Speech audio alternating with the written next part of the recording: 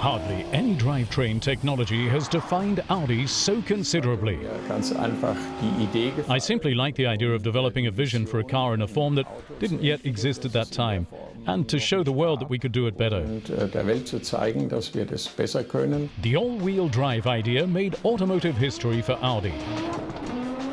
To learn more about the birth of Quattro technology, we travel to Hamelin in the German state of Lower Saxony.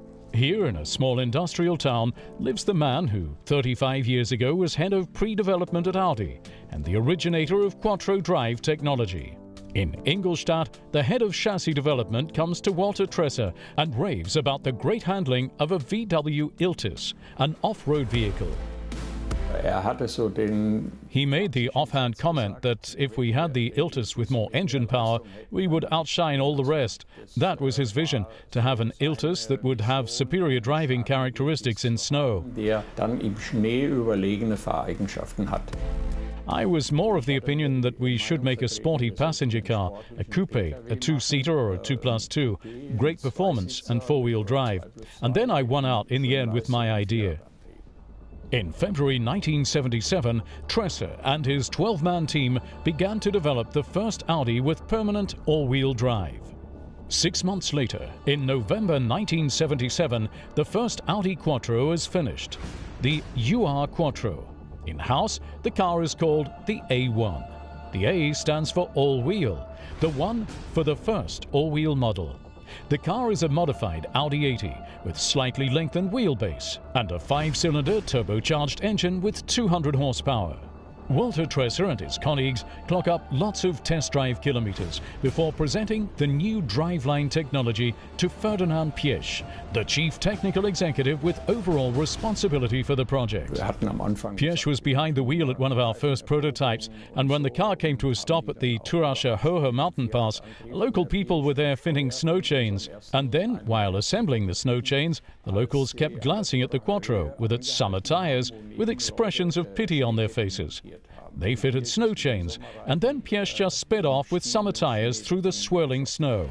The all-wheel drive in the UR Quattro impresses and passes all internal tests. Now, all that remains is to choose a name for the new drivetrain. I tried the whole time to find a name that was not just a name, but more a type of classification. And then we came up with Quattro with 2 T's and an R that rolled off the tongue much better. But the Audi marketing department in Wolfsburg was pushing for the name Karat.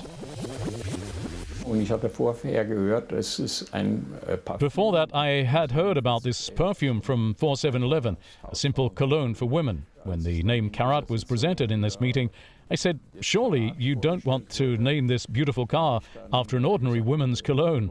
I showed them the bottle. That didn't make me any friends, but in the end it helped make sure that Quattro won out.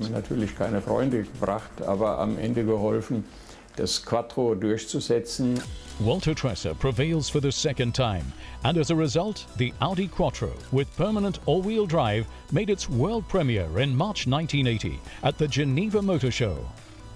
While the all-wheel drive technology goes into series production, Walter Tresser moves to motorsport, along with his all-wheel concept. Here too, the success stories come quickly. In 1981, Franz Wittmann wins the Jana Rally in Austria, more than 20 minutes ahead of the competing cars. This lead and this appearance was all it took to focus the attention of the entire rally world on Quattro and on the four-wheel concept. Today, there's not a single rally car without all-wheel drive. The spotlight also falls on Tresser when the French driver Michel Mouton agrees to join his factory team. The first woman in the history of rally racing. With Mouton, he wins the San Remo Rally. From a technological standpoint, the Audi with all-wheel drive is at least 2 years ahead of the competition. And in 1984, it attracts the rally racing legend Walter Röhrl to the Audi factory team. Everyone wants to drive the most successful car in rally racing history and score victories with the Quattro technology. After amassing over 20 wins, Audi withdraw from rally racing in 1986. By then, Walter Tresser had also departed, leaving Audi to start his own business. Today, he runs a small fan club where he's gathered memories and vehicles from his career. Walter Tresser had an idea that enabled him to redefine Audi drive technology, and it's still decisively shaping driving dynamics today.